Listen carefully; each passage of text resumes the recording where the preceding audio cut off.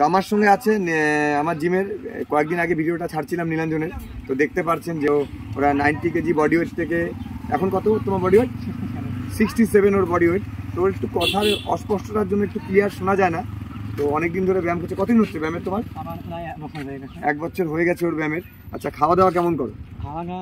মিষ্টি একেবারে খাও না, কার্বোহাইড্রেট কম, স্যালাড এসব যেরকম দিয়েছি সেরকমই।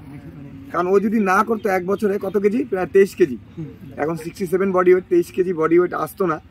আর যারা অনেক দিন ধরে ব্যায়াম করছো, বলো যে আমার ফ্যাট কমে না 1 বছর 1.5 বছর হয়ে গেল, তারা এটা মিথ্যা বলছো। তোমরা এটা ভালো করে ব্যায়াম ওয়ার্কআউট করো না, এবং ঘরে গিয়ে তো আমরা দেখতে পাই না, ঘরে গিয়ে তোমরা আমাদের দেওয়া ডায়েটটা ফলো করো না বলেই তোমাদের বডি ওয়েটটা কমে না। তো পড়াশোনাও ভালো, অনেকে বলে ব্যায়াম করলে পড়াশোনায় ভালো ব্রেন বসে না।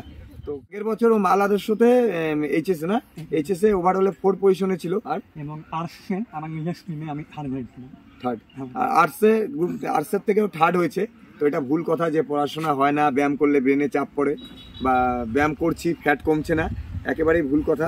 ডেডিকেশন তোমার মধ্যে থাকলে, নিষ্ঠা থাকলে, তুমি নিশ্চয়ই তোমার লক্ষ্যে এবং গোল্ডে তুমি একদিন পৌঁছে যাবে। এটা হচ্ছে ওকে দেখে শেখা যায়।